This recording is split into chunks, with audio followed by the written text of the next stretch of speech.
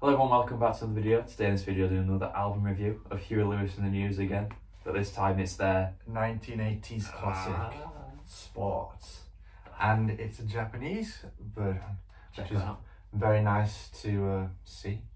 I don't have a lot of these. But yeah, I don't have any. it's a really nice Japanese copy of this great album. And it came out in 1983. And this album was a bit of a blockbuster, it's a bit forgotten about now. But in 1984 in America, there was only 5 albums that got to #1, and this was one of them, which is quite impressive to say that it was going at it with Prince, Purple Rain, Michael Jackson, Thriller, and Bruce Springsteen, Born in the USA. So yeah, not a bad effort from these guys. I'm pretty sure it sold something like 7 million copies in the US alone. I just find it so hard that they were so big. And now they're just forgotten about, especially this album. Yeah, these guys must have been one of the biggest bands in America in the 80s. In the 80s, absolutely. I mean, everybody knows their hit singles, but I think in America these guys must have been quite huge back in the day.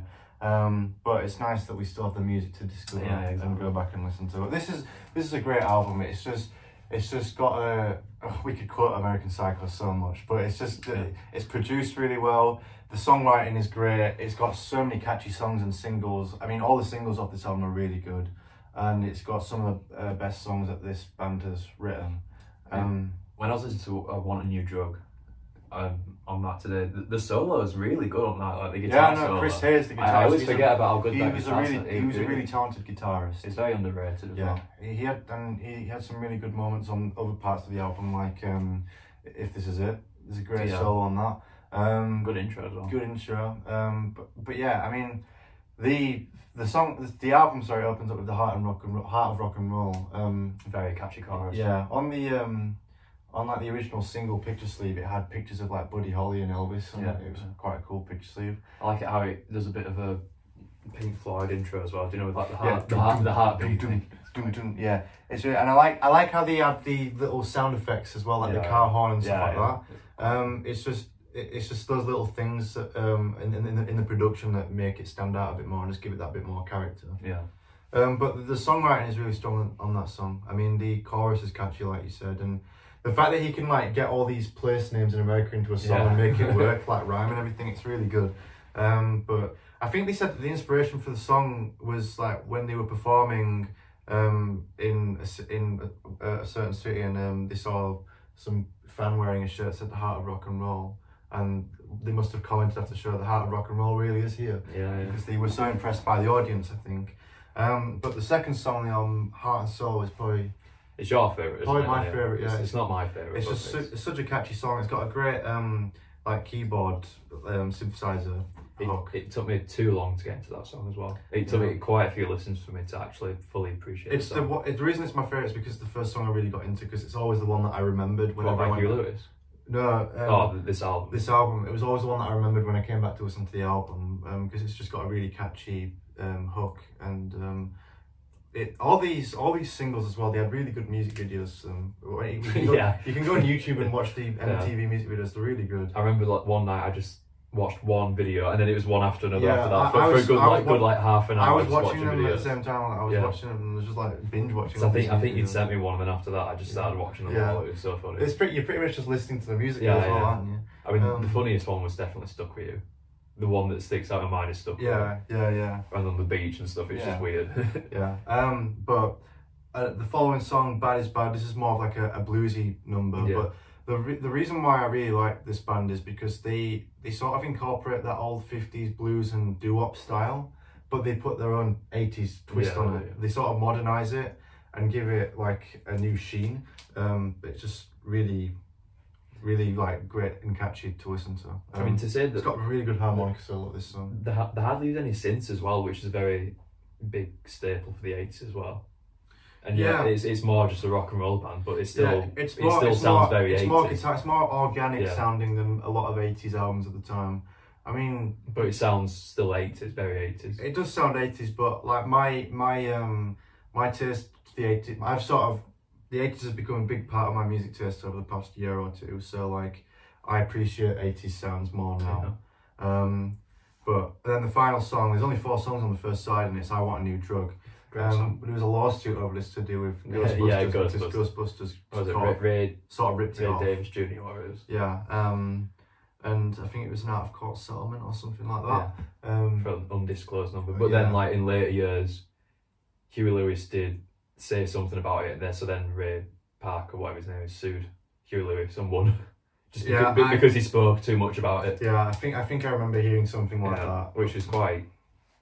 Well, it's not unfair, but it's quite. It's just quite unfortunate, isn't it? But yeah, that is a great song. Those 4 songs on that side, that's a great side of music. Great side. Yeah, and then the song on the next side, it's I'm gonna have to flip over the record and see what it is.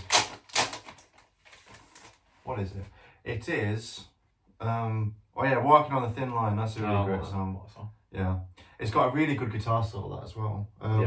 And also it's just another really catchy chorus. Like most of these songs all have really catchy choruses. I mean, I'd say that the first side is a bit stronger than the second side, but I don't know. I was listening to it today, obviously, and I was thinking I probably prefer the second side. Yeah. Just because apart from it's upside down. Sorry. There's like one. Which one is it? I Finally Found a Home. I think it's that. I do think the second side is better, in my opinion. Yeah, Finally Found a Home sort of opens up with these really cool acoustic guitar riffs. It's quite an unusual sound for the band. It's the most out there song on this album, as in terms of everything else all sounds kind of similar. This one is different. Yeah, it's only because of that acoustic part though, because Huey Lewis and the News, they never really had acoustic songs. They always had like electric guitar and keyboards sort of incorporated into their songs, and they always had those harmonies. There was never really any space for just an acoustic guitar. But I mean, it's not most of the song, it's just like a few parts of the song, but it sounds the most different to the rest of the album. And then track 3, another absolute highlight, If This Is It. This is my favourite song. This is, do you know, like you were saying, I'd say this is probably the best written song on the album. Do you know how you were saying that was, well, the second song was the song that you always remember the album, but this is the song for me. I'd say this is definitely the best written song, the catchiest, and it's what I'm saying with like how this band took that 50s doo-wop style and they incorporated it into their own 80s sound. Like this song could have been like a great 50s pop song. If it was more stripped back and slowed down, it would be really good. The lyrics are really good as well. Everything about the song is great. It's got great guitar work, great vocals by Huey Lewis, great lyrics, great harmonies by the whole band. I mean, these guys were such a talented band. Like, they really deserve more credit than they get, because they were really talented and they did great harmonies and they wrote great songs. And in their prime, they were great. Yeah. And their live shows are really good as well. Yeah, they always had loads of energy. Really good stage presence as well. Huey Lewis was a great stage man, and they always, like, I remember reading that they always did the performances sober because they wanted to give the best performance they could possibly give. Well, you do. Yeah. You might just be nervous before, but you do end up giving a better performance. Oh yeah. But they were hardworking guys, and they wanted to put on the best show that they could possibly put on for the audience. Yeah, for the audience. But as well, this is why we do it. Like with 4, we wanted to promote the music more, and I think there's a few comments as well saying that they're glad that we did this because they went back and listened to it, which is what we wanted. Hopefully, we can do the same thing with this video, as this is not lesser known, but it's I'd say 4 is probably better known just because of Hip to Be Square, and Power of Love. Yeah. But the penultimate song, You Crack Me Up. I mean, this is probably the song. I really like this song. Yeah, this is a really good song. I mean, all these songs are great songs. It's one of my least favorites, but it's still a great song. Another catchy chorus. Like you'll find yourself tapping your foot to it, and also when the chorus comes in for the second time, you'll find yourself singing along to it because it's just a catchy chorus. But it's another great song. And then the last song is a cover of a Hank Williams song called Honky Tonk Blues, which is actually, I really like the sound. I love the slide guitar on it. It's a pedal steel. The pedal steel, yeah. They got a session musician for that. I really like the pedal steel guitar. It's just a great cover of a really old song for the. It was like 20s, wasn't it? 20s, 30s. Maybe. I think Hank Williams died in the 40s, didn't he? Yeah. I think it was 20s or 30s. Yeah, it's a really old song at the time, and now it's even older. Yeah. It's got to be an 80 or 90-year-old song at least. But yeah, like it's a great. They just do a great take. I think I've listened to the original song like once. It's like nothing like this version. It's just they've just changed it to 80s style. Yeah. Really good though. It's a really good fun cover. This, if I could describe this band's music with one word, it's fun. Like they have really fun songs, and like they don't get like political or philosophical. They just write songs. They're just there to play music. They're just there to have fun. have fun. Like these guys really did write great, fantastic music, which was just so fun to listen to and sing along to. I mean, I really wish I could have seen these guys live in their prime in the 80s, in the mid 80s. They would have. Because it would have been just a great show. I mean, it's a shame that they obviously can't do anything anymore. Yeah, unfortunately, with Huey Lewis's hearing problems and stuff. But yeah, this is a great album. I'd say it's one of the most underrated albums of the 80s. Yeah. I mean, I'm saying this from a perspective where, like, obviously I've not listened to every major album that was released in the 80s, but from all the music that I've listened to in the 80s and like my knowledge of what's still culturally relevant from that time, this is one that's very underrated and should be revisited.